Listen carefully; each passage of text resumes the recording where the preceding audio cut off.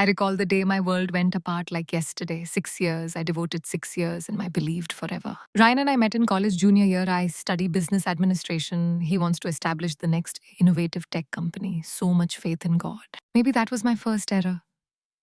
I sat at my desk with half-empty coffee cups and Henderson account spreadsheets, the one that got me promoted to senior account manager after 3 years of 60-hour weeks. Dinah texted me since freshman year. Dinah is my best buddy.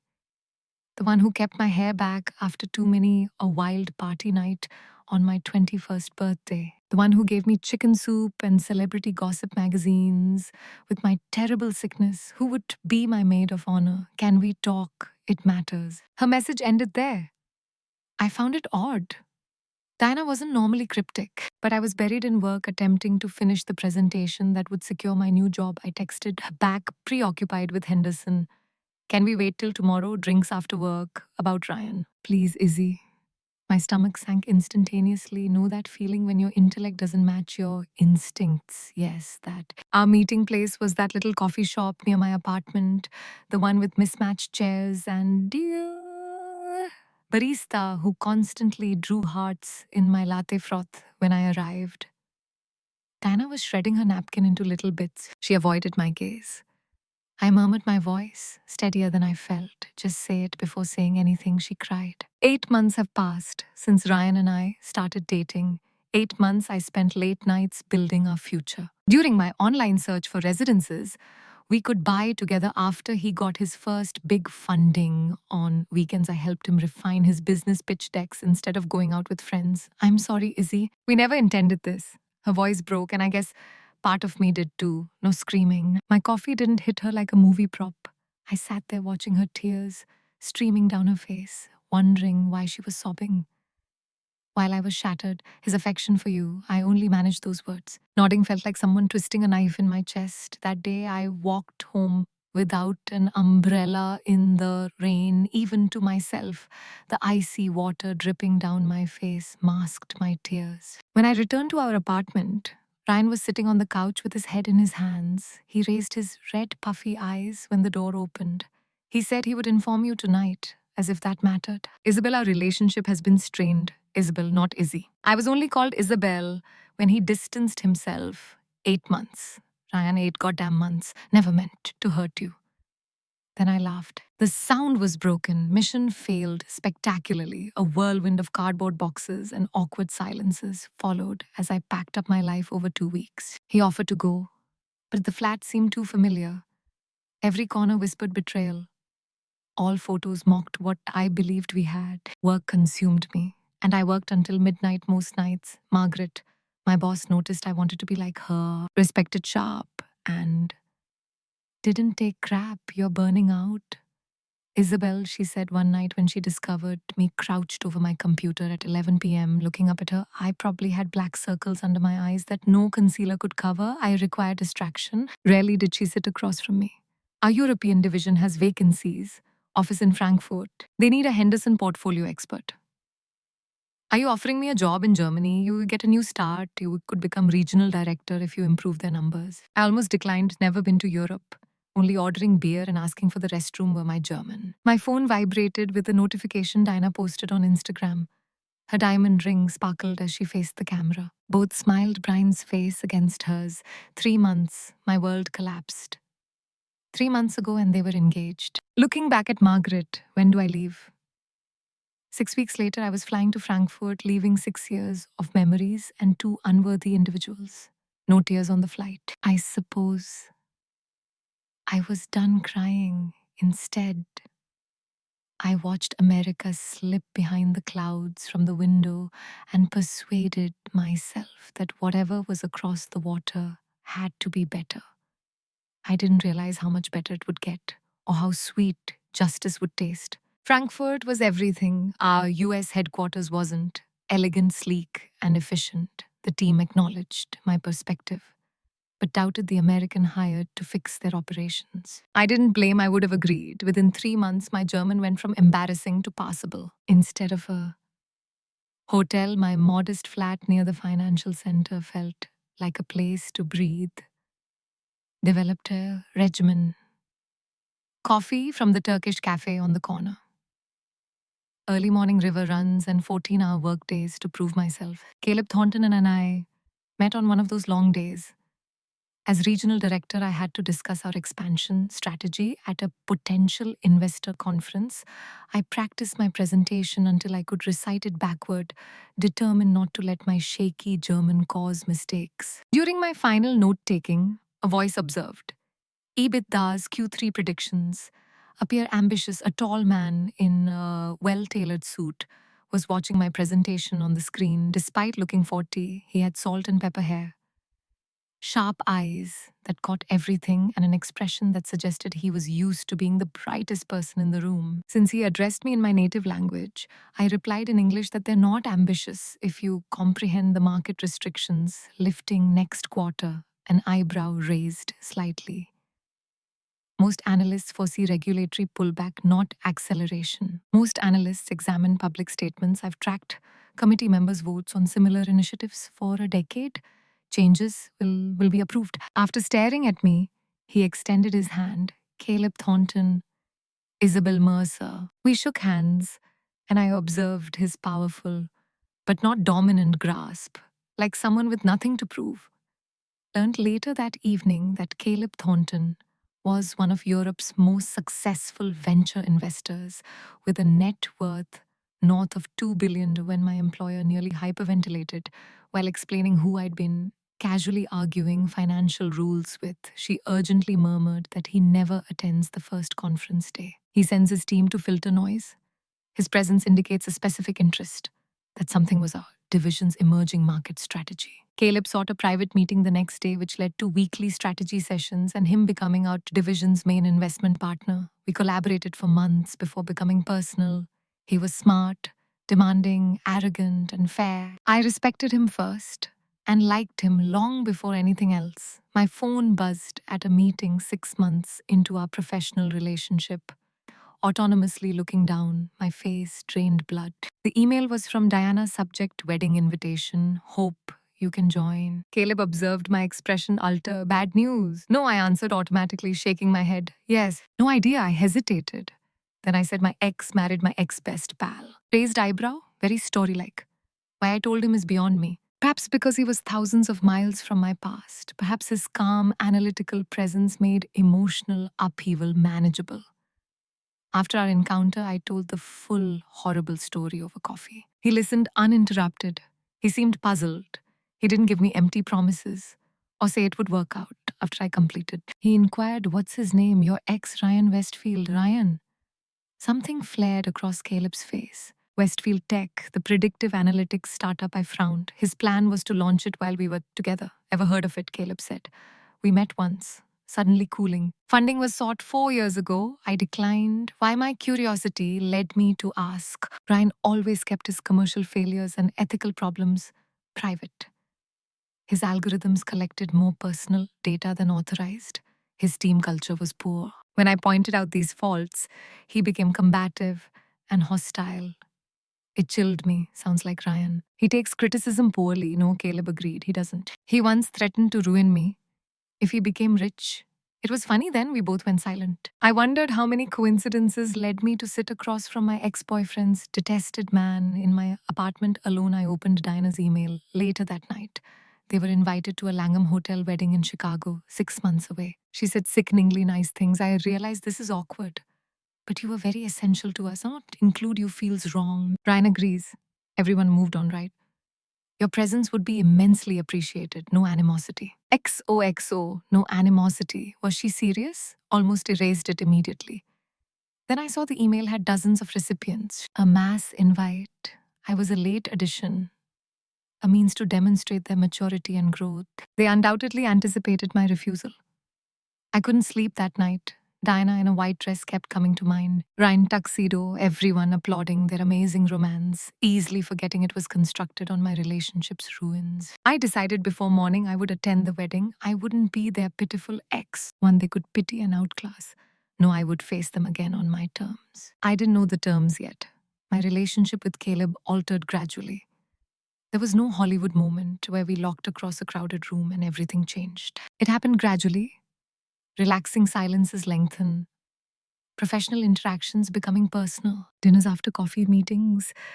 He periodically inquired about Ryan. I was curious about the man I had planned a future with, not jealous. I compared them sometimes. Ryan's exuberance versus Caleb's calmness. Ryan's need for approval versus Caleb's confidence. He called you an arrogant dinosaur who didn't comprehend tech's future.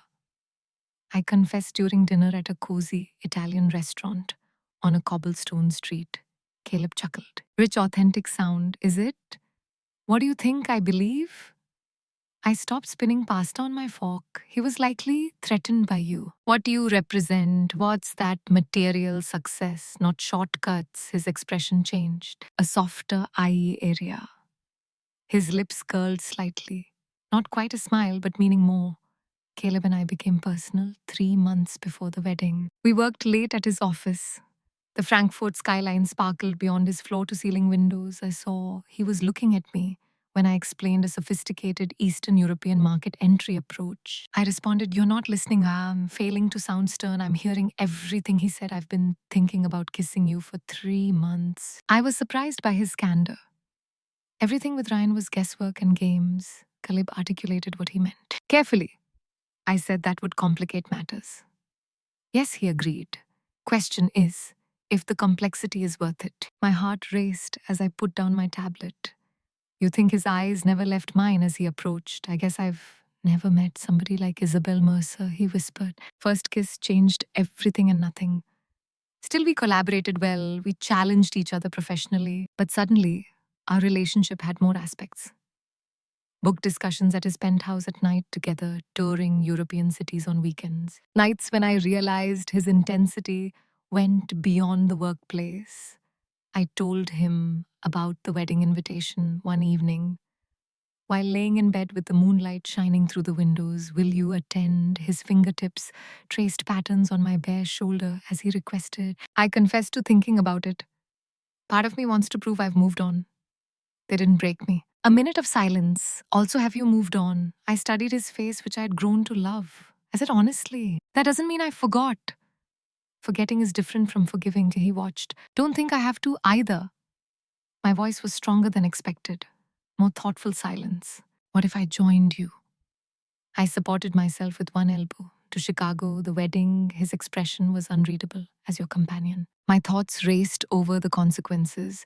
Walking in with Caleb Thornton on my arm, his existence would draw notice in any gathering. Ryan appeared to threaten after pleading for money. Why would you do that? I requested. His smile had a tinge of threat. I could be wondering about this moron who let you leave. No, I should have said. It would have matured. Response with dignity. My heart stiffened when I envisioned Ryan and Diana's reactions when I entered with Caleb. Okay, I said, we're doing it right.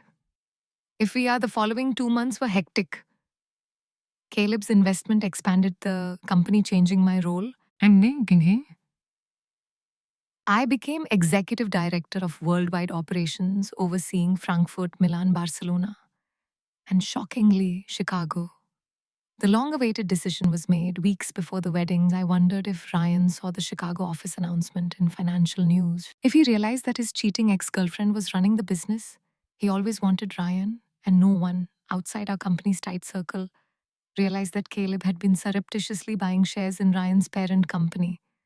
Not enough to manage it yet, but enough to be heard. Caleb denied it was revenge. Good business. A good acquisition target. He convinced me. Mostly, we took Caleb's private plane to Chicago 2 days before the wedding. I had lived in Europe long enough to learn its polished style. Caleb replaced my department store business outfits with expensive pieces he said were investments in my professional image. You nervous? He asked. As the plane descended, I saw the signature, Chicago skyline. Honestly, not about seeing them. I'm worried about my emotions. I don't want to prove myself to her attackers. His thumb stroked my knuckles as he took my hand. Don't be. We'll arrive. Be courteous and leave. Isabel, it's not about them properly concluding a chapter on your terms. I grabbed his palm, glad for his understanding. When did you become wise? The corners of his eyes wrinkled. I got smart enough to recognize what was in front of me. I inhaled Chicago air as our car rolled up to the Peninsula Hotel, not the Langham where the wedding would be placed. It was strange to return, like visiting a past existence. Ryan and Diana awaited me tomorrow. They wouldn't see me as the broken-hearted ex who fled the country to escape her sorrow. I would be new to them, someone stronger. Someone who was embraced by a man who saw her potential from the start, across an ocean. The wedding day started bright and clear, those lovely Chicago spring days that make you forget the terrible winters by the motel mirror. I adjusted my deep emerald silk outfit for the occasion. It was sleek and modest, disclosing enough to make a remark without trying. Caleb appeared behind me, impeccable in his bespoke tuxedo. Eyes met in reflection. Second thoughts, he inquired, shaking my head. However, I keep wondering why I'm doing this. Is closure? Is it something less noble? His hands delicately touched my shoulders. It might be both, Isabel. Humans are complex. We can have conflicting desires. I faced him and straightened his immaculate tie. You always know what to say, how years of sensitive bargaining experience, he said with a small smile. And I care greatly about your well-being. The Langham's ballroom was decorated with hundreds of white flowers and sparkling lights. For the ceremony, we arrived on time, neither early nor late to draw notice. Or so I thought. The instant we entered the foyer where guests were waiting to be seated, I felt eyes on us toward Caleb. His reputation was well known in business. I heard whispering and saw a discreet nudging. I saw her. Then Dinah wears a white silk robe, perhaps after makeup. As she returned upstairs, she saw me. She stopped, her eyes widening as she saw me, and then the man beside me walking toward her with Caleb's hand on my back. I took charge. I greeted her politely. Diana, congratulations, Isabel, she breathed, still watching Caleb. You brought Caleb, Thornton, who provided nicely, offering his hand. Diana pleased shook his hand, automatically appearing foggy. I remember Ryan mentioning you did. Caleb spoke gently, not revealing anything. Small world. How did you two missing a word? She gestured between us. My voice was light as I said we met in Frankfurt. I manage Meridian Global's European operations. Caleb is our main investor. She looked surprised, confused, and perhaps envious. Wow, I had no idea you were in Europe or so successful. I grinned. Doesn't life sometimes surprise you? She was saved from answering when her mother called her back to the wedding suite. I should leave, she replied, retreating. Izzy, nice to see you. Really? I saw her pull out her phone and text Ryan about who had arrived as she ran off. In my ear, Caleb said, round one was over. You excelled. The ceremony was extravagant, formal, and meant to photograph beautifully as expected. From Diana Ryan, gorgeous, in his tuxedo, but uncomfortable.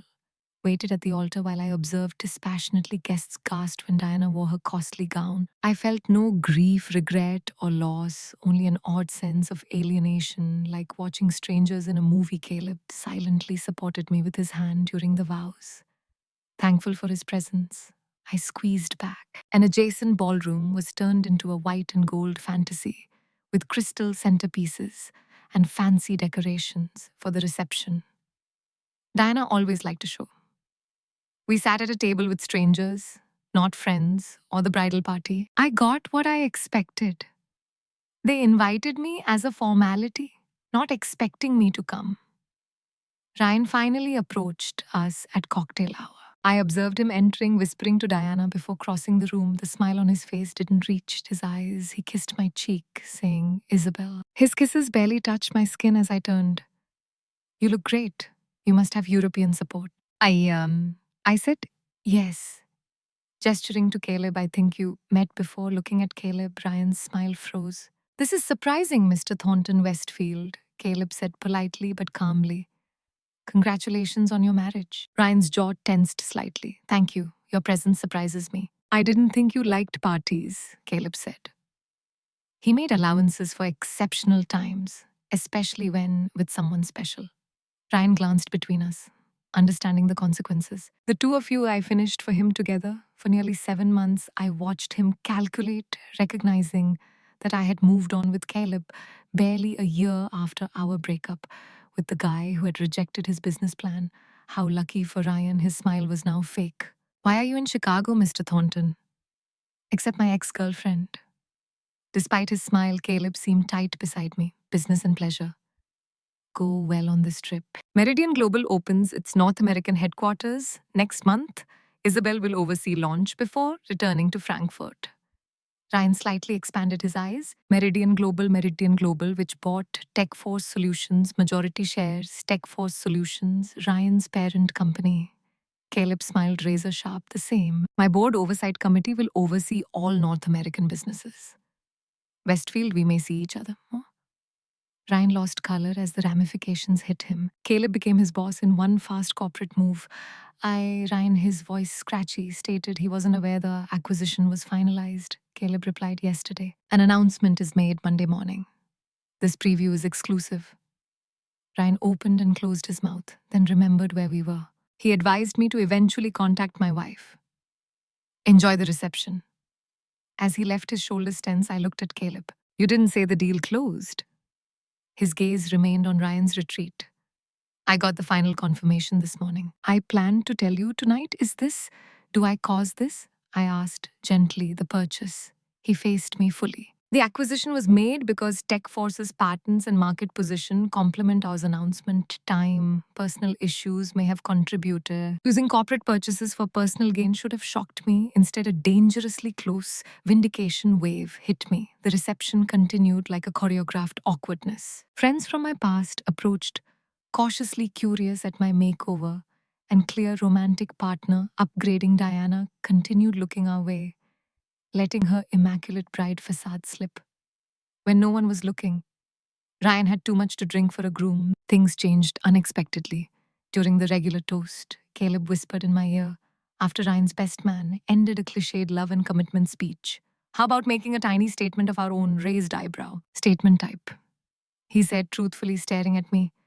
But only if you want to, you run the show, Isabel. Diana in her stunning outfit, Ryan looking uncomfortable, and the guests celebrating betrayal caught my attention. Go, I said. Caleb nodded, stood and spoon-tapped his glass. Seeing who was looking at them quieted the room. He said, I apologize for the unusual interruption. His voice flowing smoothly, despite not being in the wedding party. I'd want to give a brief toast to true connections. I watched Ryan tense and Diana nervously grab his arm. Caleb raised his glass to new beginnings and realizing worth. Some of us find that our greatest loss can be our greatest gain. His eyes met mine as he spoke. I understood then that what had started as a convenient arrangement had become far more important. Ryan, Diana, he said, facing the couple. May life and business bring you what you deserve. The couple understood the double meaning, but everyone else thought it was a great toast after raising glasses and drinking champagne. The moment passed. The message was delivered. We departed the reception after Caleb's speech. It was pointless to prolong the evening. We had made our presence known. The car left the hotel, and I kicked off my heels and breathed deeply. Feel better? Caleb asked, untying his tie. The question was thoroughly considered. Better may not be appropriate. Possible completion. Like I've completed a circle, nodding, he seemed understanding. Even with a hint of revenge, closure is powerful. Gently, I laughed. Was that today? A sense of justice. What was it I watched? Chicago pass by. With my head against the chilly window. Reclaiming my narrative, I think. For years, I was their victim, the insufficient girlfriend, the deceived pal. I wrote myself a new role today. He raised my hand to his lips. I've always considered you the story's hero. Meridian Global's acquisition of TechForce Solutions shook business. The next morning, financial analysts debated the strategic ramifications, but I wondered how Ryan was handling the news on his honeymoon's first day. Caleb and I toured the nearly finished Chicago office all day. As promised, I would oversee the launch before returning to Frankfurt for 6 months, solidifying my status as a valuable executive. Caleb proposed you stay in Chicago permanently. As we looked out over the city from my office. Surprised, I turned to him, leave. Frankfurt, leave you? His expression was attentive. I've considered visiting the US more. The market offers intriguing potential, is your suggestion. What I think, he approached, grasping both my hands. I'm arguing that commercial decisions and personal happiness don't have to be mutually exclusive. My heart raced, and I affect your happiness. His words were soft. You're the focus. Caleb asked me to move in with him over dinner at Alinea because he never did anything half measured, permanent, not temporary, or professionally. He bought a Chicago and New York penthouse in addition to his European residences. I'm not asking you to give up your independence or work, he said, requesting cooperation in everything. I contemplated my progress since that wet day when my world shattered. How what appeared like an ending was actually the start of something more genuine and meaningful, I said simply. In cooperation in everything, Diana texted me 6 months later. The first contact after the wedding, I heard Ryan was demoted after restructuring. We heard you're engaged to Thornton. Apparently, some folks fail upward. I suppose congratulations, Caleb, who had just returned from a board meeting where Ryan's department had been cut owing to strategic realignment, saw it. Will you reply? He inquired, untying his tie. I examined my small yet beautiful emerald ring, Caleb remembered, saying I preferred colored stones to diamonds, and thought about this. Finally, deleting the message, I said, no. Some stories don't need epilogues. He hugged me with a smile. A good choice. 2 years have passed since that wedding. Caleb and I manage a burgeoning corporate empire across continents. Ryan quit tech or was asked to leave according to industry rumors. Diana's well curated social media presence promises a picture perfect domestic life, but mutual acquaintances suggest difficulty. I've learned that the worst betrayals may lead to the best redirections, that the cosmos can clear your path for something better. No more wondering what may have been, living what is better than anything I could have imagined, and I'm too busy.